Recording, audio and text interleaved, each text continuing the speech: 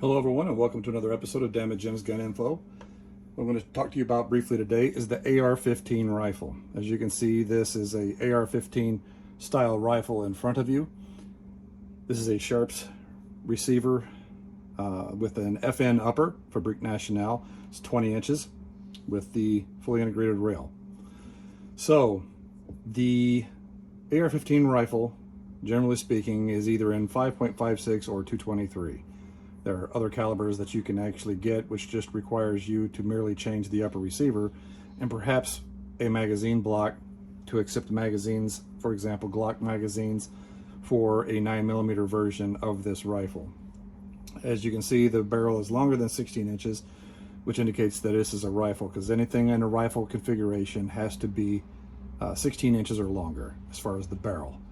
So, just looking at this as it is, whenever you are wearing body armor changes how you're going to hold your firearm, and depending upon your length of pull, how long your arms are is going to determine how comfortable it is going to be for you to shoulder your firearm.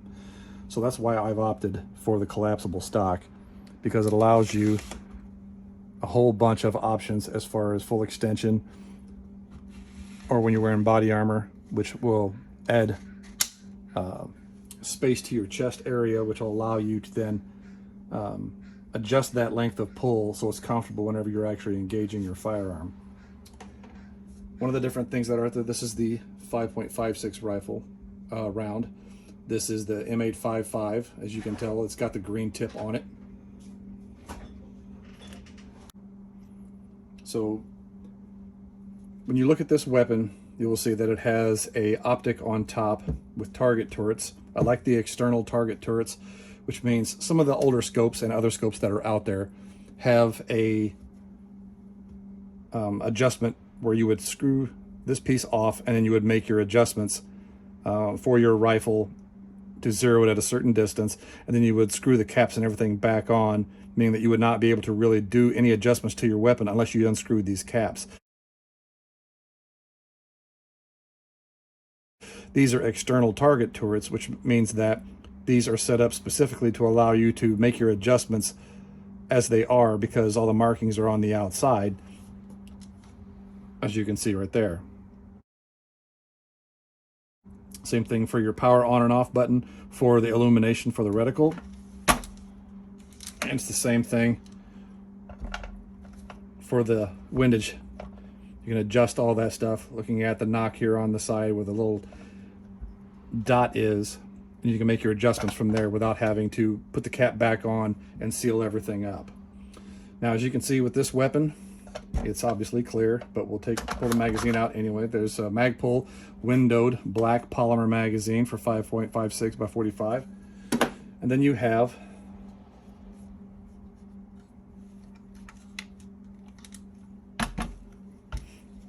by pushing this lever, the USGI magazine that I've taken and added a 5.56 Magpul 4-way anti-tilt follower into it, so that's high visibility. So when this is in your weapon and you look through the ejection port, whenever you roll your gun, once you think it's empty, this should immediately indicate that you can see that is that the gun is empty and you need a new magazine. This piece right here is another accessory. This is the Ready Mag. It mounts to the left-hand side of your rifle. Excuse me, it creates another magazine well so that you can have a magazine readily upon the side of the magazine. So as you push the magazine release and eject the other magazine, as you go to grab this magazine to change it, as you grab it, you push down and the magazine comes out, then it goes over and it goes up into the magazine well, locks, and then with your trigger finger, you can activate this, which is a battery assist device, also by Magpul. They have other different manufacturers that are out there, but this one is specifically Magpul. And what you can do is you can pull down on that, and it allows the bolt to go forward. So without taking your hand off fire control, you can manipulate a lot of the controls, like the selector lever and the bolt assist device.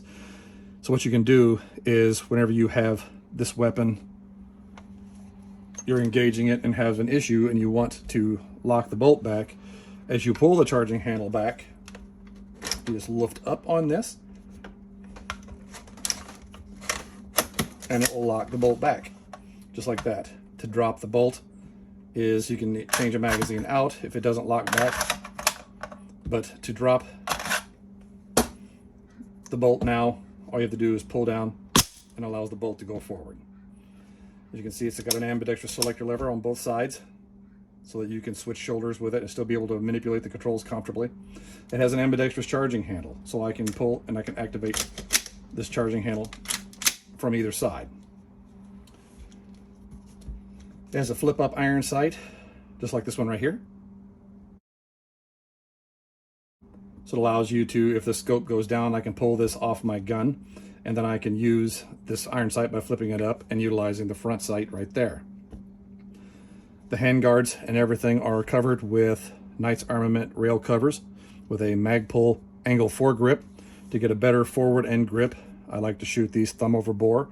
It allows you to put rounds back on target much more quickly whenever you're shooting. One of the old methods that was used is that you would put this portion of the stock in the little shallow part of your shoulder, and that you would look through the optic and then you would engage. Now what this does here is by putting this here, whenever the weapon recoils, the bolt recoils straight back here, which causes a mass movement backwards. And by putting this against your shoulder instead of this, it causes the barrel to rise because you have that mass moving forward or backwards. So as it reciprocates backwards, that's going to cause the barrel to rise because it's pivoting on this portion of the buttstock that's against your shoulder. Wearing body armor, you would like to try to get your body as square to the target versus angled in the method I was just discussing. And when you square your body off to the target, you're going to hunch slightly over on your weapon. By putting your hand over here, you're going to be able to hold it like so, which allows more control on the opposite side of the gun. If you're a right-hander, this is how a lefty would probably hold it. And then you would put this portion actually against your shoulder so that as the bolt travels backwards, it's recoiling straight into your shoulder where the mass and everything is, so it has less of a tendency to rise. So that whenever the bolt goes back forward, you're immediately able to engage targets again without having to adjust your point of aim, point of impact too much. This has got a Magpul Mo grip, which makes it much more comfortable. It's got a little finger notch here. It's a very comfortable. This is my go-to rifle. If oh crap happens, this is the weapon that I am going to immediately grab because it has this variable power scope on top that allows me to, it's a 1x6x24. It allows me to engage targets at distance. So it has magnetic covers, flip up like so, and it flips up. So you can immediately use that. And again, if this scope goes down, I can use the backup iron sights. I'm going to be putting a 45-degree iron on here before too long. So once it gets here, so that you can just roll your weapon to a 45-degree angle and engage with iron sights that way, up close if you have to deal with a target.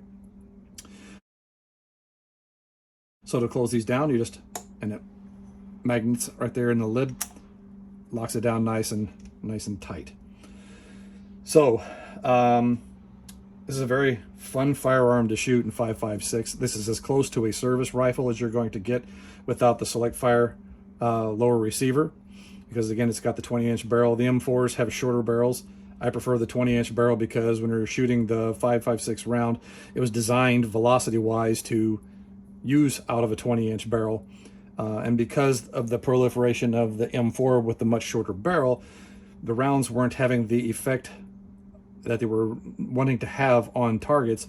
And so that caused the generation of the M855A1 round, which doesn't violate the Geneva Convention, but has a lot of the hallmarks of a light armor piercing, but also can become a hollow point depending upon how it is utilized, because the bullet itself is comprised of a double arrowhead steel penetrator where the copper jacket comes up and seats just underneath the first notch in the arrow, as you can see in this picture here.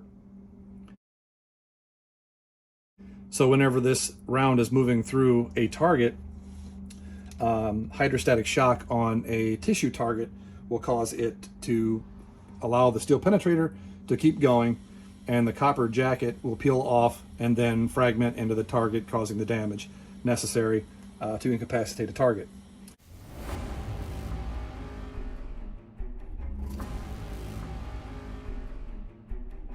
Again, you have your standard ejection port cover, keeps the dirt and dust and everything out of it. The hand guards are usually easily replaceable by pulling on the delta ring and come off, but these have a screw. I'm not going to take it off right now because it comes off in two major parts. There's a screw you have to release on a little lip inside here, which tightens everything down so that you can put different optics on here or lasers, other different accessories to ensure that they're stable and that they remain zeroed. As with on any rifle, I always recommend, again, your flashlight. Again, this is a Surefire. So just to get the push on there, so I just push it. My thumb is right here. I can reach up and push it with my thumb, or I can roll it and it comes on and stays on. And it'll also at night backlight your sights or backlight your scope so that you can actually engage targets in the dark and actually properly identify them. This has an ASAP sling plate, right, what I call right back here. It fits right underneath the castle nut on the extension of the buffer tube. And what it allows you to do is to mount a scope as you wear a sling, and the weapon will hang center line with that sling in a single point mode and allow you to transition without it binding. Whereas if you used a two position scope, for example, up here, sling, if you put it up here and put it back here or down here, it's going to bind and become uncomfortable for you to shoot. And by changing arms and transitioning to a different shoulder, using a single point sling and an active engagement allows you to change shoulders really easily without causing too much of a problem. Standard A2 muzzle brake right here. So it allows you to use a lot of different things. For example, if you wanted to train, I have a blank firing adapter and blank firing blanks that I can use for 5.56 that are military surplus that allow you to operate this firearm in a training mode. So the AR-15 weapons platform is extremely versatile. They have a lot of different types of magazines. They have drum magazines out there, your standard 30, 25, 10, 40 rounders, and they have the 60 round Surefire magazines. Neat thing about having a ready mag on your weapon is that I can take, which I used during the deployment, is I had a 60 round magazine in my gun. Then I had a standard US GI 30 rounder as a backup. So when you're walking around the fob, you always had to have your firearm. This allowed me to carry 90 rounds in my gun. So if I was in PT gear and something ended up happening and I didn't have access to my rack or to my other equipment, I would have at least 90 rounds on me with a ranged optic where I can engage targets at distance in the event of a serious situation. So again, just push the button there, ejects that magazine. Push the regular magazine release button, and it ejects the magazine there. Let's take it to the side. Now, just do a quick breakdown of the weapon. Real simple.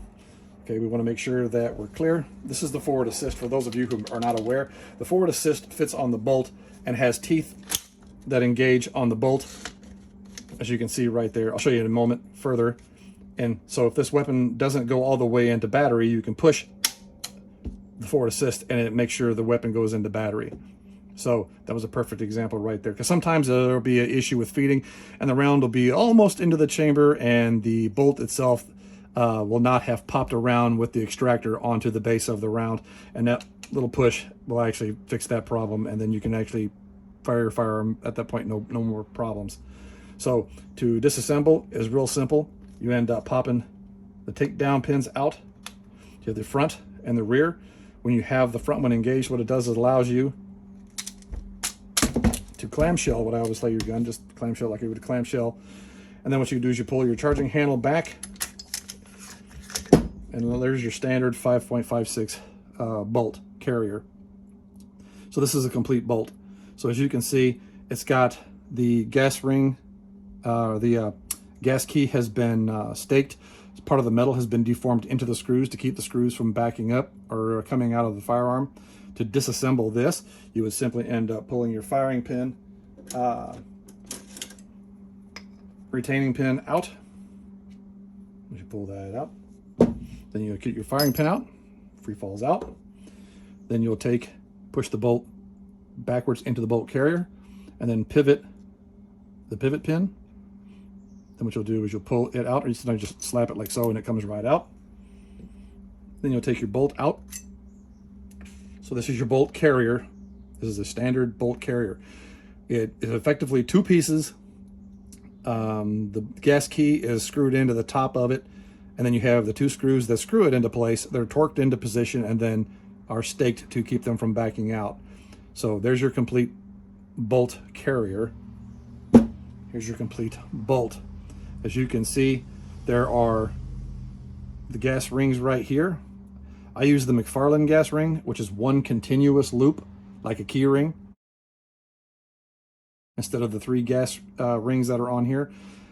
The problem with the standard gas rings is because they're like snap rings, where the ends is like a little bit of a beefy, like little squared off corners, which allow you to put them on and take them off. The problem with it, depending upon how they're moved around by the gas and the bolt, I've had people in the past tell me that whenever they were shooting their firearm, it got jammed, and come to find out that the gas ring got bent over because part of that lip protruded just enough where it caught and bent over and it jammed the bolt in the firearm, which makes it a major pain in the butt to get to get that part fixed. So I replaced this. You screw it on like you would like a key ring on a key set, and what it does is it gets one continuous loop. There's no external parts other than just the loop. So if you have a firearm that's short stroking, having issues, not working properly, my suggestion would be to consider getting the McFarlane gas ring and replacing it, because then it will allow you to have a uniform piece that may fix your short stroking issue. So you also will have the extractor right here, and then your ejector right there. So this is an ejector that pushes the round out of your gun. This is the extractor, which pulls it out, and after the round clears the ejection port, the ejector will push the spring-loaded round out, so it pushes it, so it pivots out of the gun that way. So these teeth here all lock into a recess inside the barrel extension, which allows this to be a locked breech weapon. So with the forward movement of the bolt, it cams and locks into position. As the round is fired, the round goes down the barrel, and as it passes this gas block right here, it directs some of the gas up into a gas tube, which goes back into the gun. Right here, you can see a little bit of silver right there. And then the gas comes inside here and is directed into the bolt carrier. Then the gas expands inside this right here, which pushes against the bolt face itself, the bolt. And as it pushes out, because this can't go anywhere, it's locked into the breech. So the only piece that can move is the actual bolt carrier. So as it starts to move backwards under gas pressure, it cams the bolt from unlocking and allows the bolt then to cycle and eject the round and then feed a new one in. And again, if the magazine is empty or it's been manipulated, the last round bolt hold open will be engaged and will lock the bolt to the rear. There are different accessories that you can get for the bolt to make it more positive as an extractor. What I've done is I've gotten the D-Fender, which is a Delrin plastic ring that fits around the spring on the extractor on top of the little rubber piece that's inside of it. That allows you their pain to get back together again once you pull them out. I'll tell you that right now because it's under the pressure that it is. But as you see, once you pull the pin out, there is the inside of your extractor. There's a pin that holds it in, a little pivot pin right there. So as you can see, there is a spring, there is a little rubber piece inside the spring, and there's a rubber piece on the outside of the spring that boosts this extractor so that it will positively pull the cartridge out of the chamber. So to put it back together again, this goes right here. Then you take and you will put your pin in. And like I said, it can be a pain in the butt sometimes because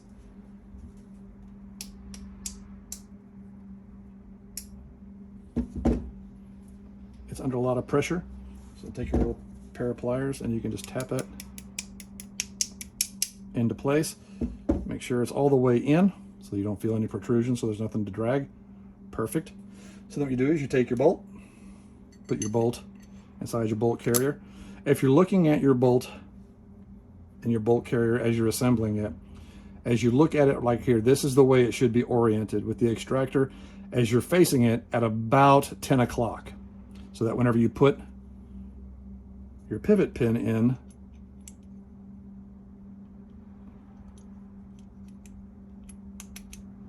and you pull forward,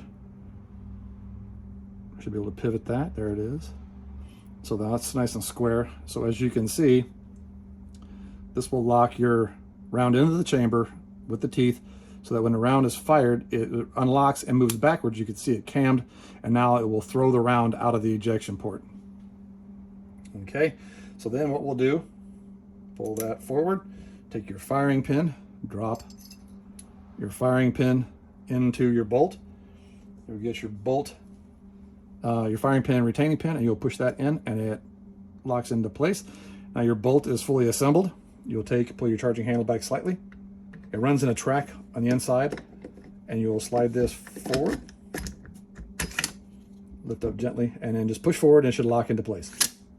Just like that. Your bolt locks forward, the whole 9 yards. Everything's been into the battery.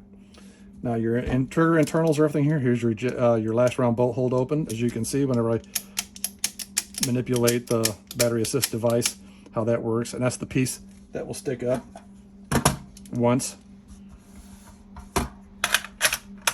As you can see, that activates the last round bolt hold open on an empty magazine. And it puts additional spring tension on your magazine to eject your magazine. Then you have your standard trigger. So there you go. As you will see, these are stainless parts. Originally, when I had got this, my plan was to shoot a different caliber, but I moved this receiver onto this gun, and I have a 545 by 39 and a 762 by 39 firearm AR-15 platform.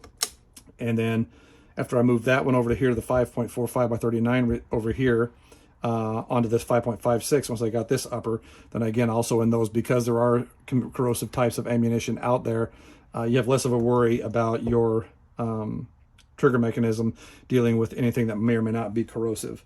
Rarely do you find much corrosive ammunition anymore. There's not a lot out there. But again, the handguards normally would end up, you'd pull back on the delta ring, and this handguard would come out, and it fits into a lip right there, and you'll rotate it up, pull the delta ring back, and it clips and locks into place. Then once they're locked into place, they're tightened down the screw, which puts pressure on the inside, which locks this down so it doesn't come out. I'm not going to take that apart because it takes a little bit of time to actually do that. But again, the AR-15 weapons platform is a great weapons platform. Depending upon what accessory you put on it, it'll do a lot of different things for you. The 20-inch barrel provides a lot more range with the intended terminal ballistics of the firearm, which runs approximately, as we used to say in the Marine Corps, about 3,200 feet per second for a 62-grain projectile out of a 20-inch barrel. So when you start cutting the inches of barrel off, you start losing velocity.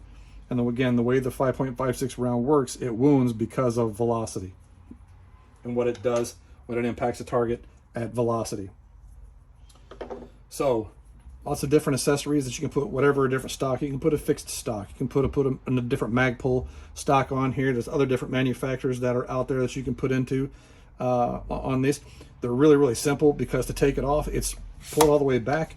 If you end up pulling a little bit harder on the spring, it'll allow you sometimes to pull this completely off of the gun. So if I wanted to, I can pull like here, put a little bit more pressure on it, and it will just come right off the gun because there's a little spring inside. There's a little post. You can't barely see it right there, but there's just a little hole on the bottom of the buffer tube. As you can see, it fits inside these little tubes here. So this piece just slides right on. So you slide it on, pull that down, and then it locks right into place. So you have fully adjustability with this particular stock. There's other stocks out there. There's one that has an external magazine well in it, so you can store a small magazine as a backup or a cleaning kit or something along those lines. It gives you a lot of different options and everything out there. This one has a bayonet lug, so if I wanted to use a M7 or M9 bayonet, I could end up using that. So there's a lot of options. So the AR-15 weapons platform is a great weapons platform. It's very, very ergonomic. It's very comfortable to use. It's very easy to use. Once you get comfortable utilizing it, after 24 years in the military, This weapon platform just feels great in my hand. It's very comfortable. It's very natural to utilize this firearm once you get into it and get some training and everything behind it. So again, there are 22 caliber conversion kits that you can get for these, so you don't spend as much money at the range. Look around, find those for your gun. They literally just drop in. I have a video on that. So it's 5.56 or 0.223. Again, they have different calibers that you can get. Like I said, 300 blackout. I have one of these in 300, two of these in 300 blackout. I've got them in 7.62 by 39, 5.45 by 39. They have sub caliber kits like pistol calibers, like they have 9mm, they have 45 kits, which slightly changes the magazine well because of the width of some magazines. There are other receivers out there that have a permanently welded magazine well that allows you to use the M3 grease gun mags for the 45 caliber version. The 40 caliber and the 9mm version uses like Glock magazines. So it depends on what one you want to end up utilizing. I think they make a 10mm version of this. So there's a lot of different options for you out there.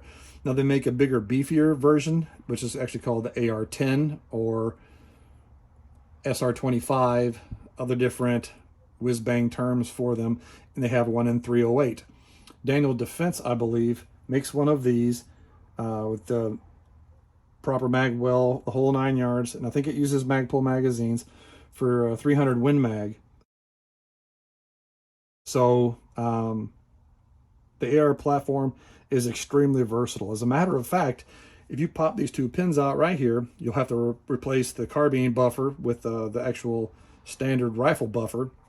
You'll probably pull this off and put a standard stock on it.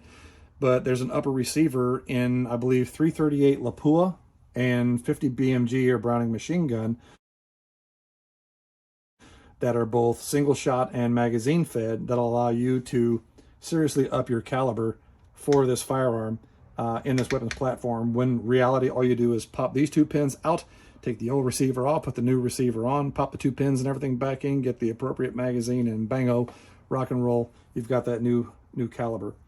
So again, if you're thinking about getting an AR-15, I cannot recommend this highly enough.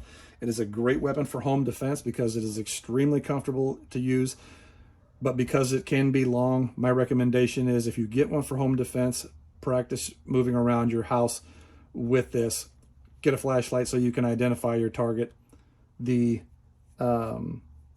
wielding of these is not easy in tight quarters, as if you can go into YouTube and you can find CQB videos of like the Rangers or other Special Forces units doing CQB, which is close quarters battle, room entries and things of that sort, and show you how you should properly wield this device or wield this weapon in a house type setting or a building type setting.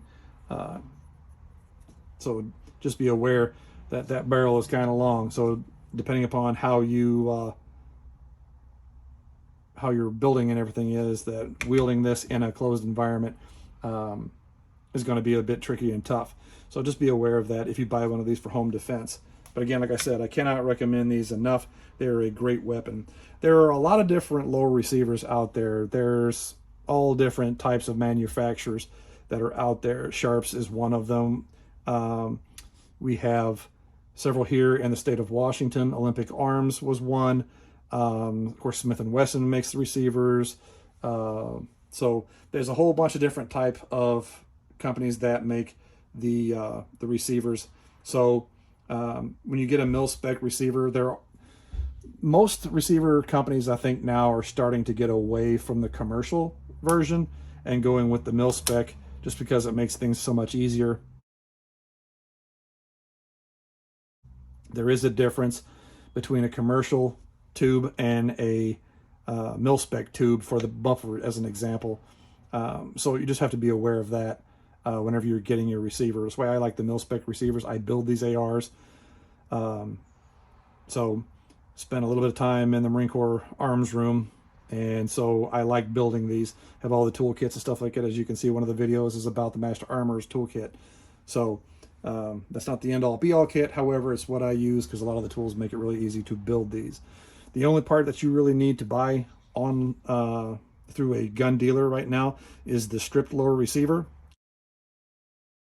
They run approximately 70 to 180 bucks, depending upon if it's stripped, who the manufacturer is, what the finish is, what accessories will come with it. Well, is it a complete lower? Is it a stripped lower? All those different things will play into what the cost of the lower receiver is. Then everything else can be purchased online. Your upper receiver, your barrels, your barrel nut, your gas tube, hand guards, the trigger components, the selector levers that are out there, the pistol grips that are out there, the ready mags that are out there, the scopes that are out there, the optics and iron sights that are out there, the buffers and buffer tubes and everything that are out there, the different accessories, sling points, different things like that can all be ordered online through the reputable gun manufacturer websites, as well as gun retail parts websites such as Brownells as an example. There are other different sites which you can order things. Aim Surplus as an example, Cheaper Than Dirt. Though Cheaper Than Dirt has fallen out of favor with me due to their magazine price gouging several years ago, whenever there was a scare that there was a magazine ban was going to go into effect. This $9.99 magazine went to $100 overnight for the same magazine, and so they've been caught several different times gouging when it comes to things like this. So Cheaper Than Dirt is not really my go-to website. But again, that's my opinion. So look around the different sites and stuff like that that are out there. See what you want to get. See what will actually shoot for you. And happy shooting. Don't forget to hit that subscribe button. Give me a thumbs up if you can. I appreciate it. And thanks for watching this episode of Dammit Jim's Gun Info.